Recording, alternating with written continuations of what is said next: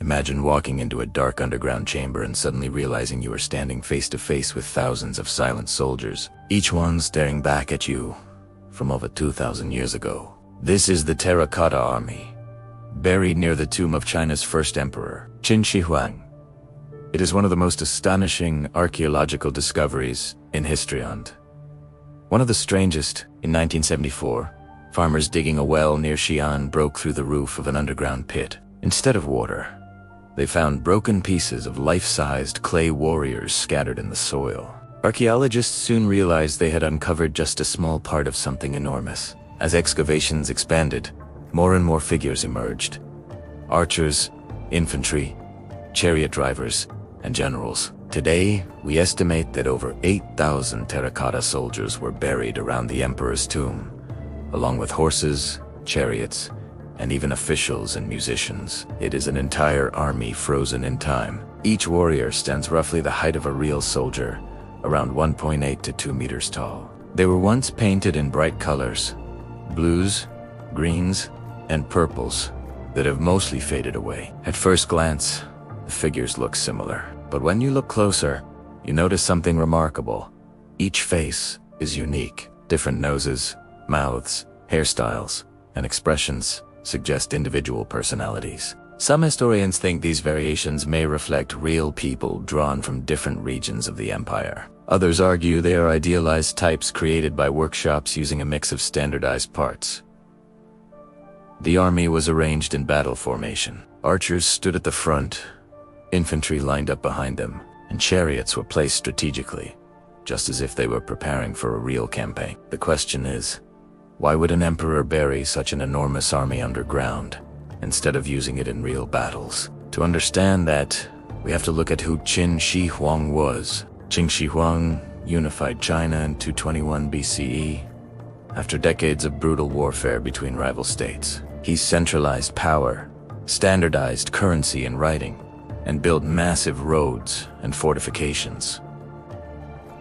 He also ruled through fear. Ancient records describe forced labor, harsh laws, and the execution or exile of those who opposed him. His projects consumed huge amounts of human effort and resources. Like many rulers of the ancient world, Qin Shi Huang was obsessed with the afterlife. He wanted to continue his power and protection even after death, and he spared no expense to prepare for it. His tomb complex is not just a grave, it is an underground kingdom. The Terracotta Army is only one part of a vast funerary landscape still largely unexcavated. Ancient texts describe rivers of mercury flowing through a miniature model of the empire inside the tomb, with palaces, towers, and celestial decorations painted on the ceiling like a night sky. Because of the risk of damaging the site and concerns over mercury contamination, the central burial chamber has not yet been opened. The Terracotta Army stands outside, like guards protecting a sleeping ruler. The warriors were built using a sophisticated production system. Craftsmen created the bodies from molds, but hands, heads, and finer details were sculpted and carved by hand. This combination of mass production and individual finishing allowed thousands of figures to be made in a relatively short time, while still giving each soldier a distinct appearance. Evidence suggests that different workshops were responsible for different units of the army. Slight differences in style and technique reveal the signatures of various artisan teams. The soldiers were fired in kilns at high temperatures, just like pottery. Some show warping or cracks, revealing the risks involved in producing such large ceramic structures. Originally, each warrior was vividly painted with mineral-based pigments. However, when exposed to air after excavation, the colors quickly flaked away, leaving the army mostly in bare clay tones. Conservators now work carefully to preserve any remaining traces of paint. In some areas, excavation is intentionally slowed down to protect the fragile colors from vanishing entirely. The site also includes terracotta horses and wooden chariots, some reinforced with bronze. These were positioned to form cavalry units and command vehicles for the emperor's ghostly army. Metal weapons such as swords, spears, and crossbow bolts were discovered alongside the figures. Many were still sharp after 2,000 years thanks to advanced bronze casting and surface treatments. Tests on some blades showed traces of chromium, leading to early speculation about ancient anti-RSK technology. Later studies suggested the soil conditions also helped preserve the metal. The Terracotta Army does not just show military might, it also reflects the organization of Qin society. Rank, armor, and hairstyle all signal the hierarchy of command within the imperial forces. Low-ranking soldiers wear simple armor and plain hairstyles. Officers have more elaborate armor, decorated belts, and detailed hair arrangements. Generals stand taller and carry more ornate equipment. The sheer scale of the project raises another question.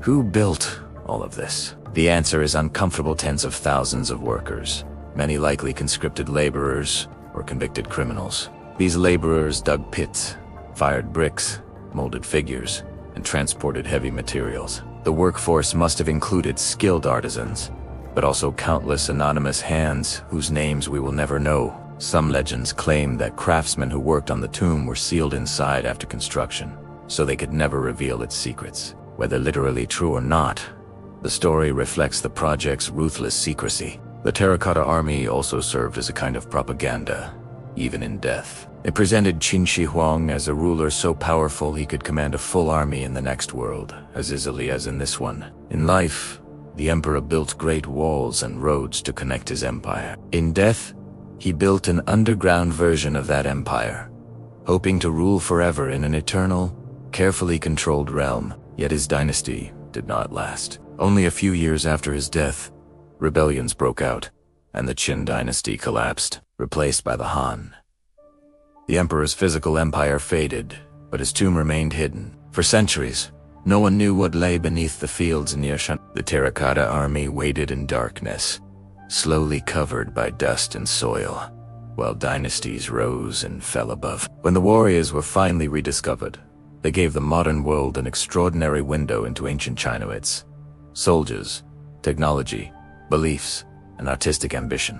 The site continues to be excavated in phases. New figures, artifacts, and evidence are uncovered every year, gradually changing our understanding of how the army was built and arranged. Some archaeologists believe there may be additional pits or undiscovered sections of the complex still buried underground, containing more figures, animals, or symbolic structures. The Terracotta Army has also raised debates about how we remember powerful rulers. Was Huang a visionary unifier or a brutal tyrant who consumed lives for his own legacy? The answer may be both. His projects required extraordinary organization and planning, but they came at a tremendous human cost that is invisible behind the silent ranks of clay soldiers. For visitors, the experience of standing in front of thousands of life-sized warriors is overwhelming. It feels like walking into an ancient parade frozen at the exact moment before battle. Every soldier, every horse, every chariot reminds us that human beings once imagined an afterlife,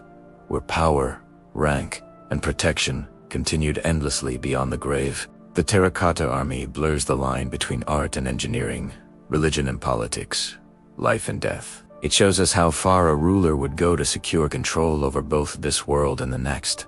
Today, these clay warriors have become ambassadors of ancient China, traveling in exhibitions and appearing in documentaries, books, and films that capture the imagination of people worldwide. But their true purpose was deeply personal: to stand eternal guard over one man, in the hopes that his rule would never end when his body turned to dust. In the end, the empire of Huang vanished, but the Terracotta Army survived. The underground army he built for eternity now belongs to all of us, as a story about ambition, mortality, and memory. And as we stare into the faces of these silent soldiers, we are left with a final question.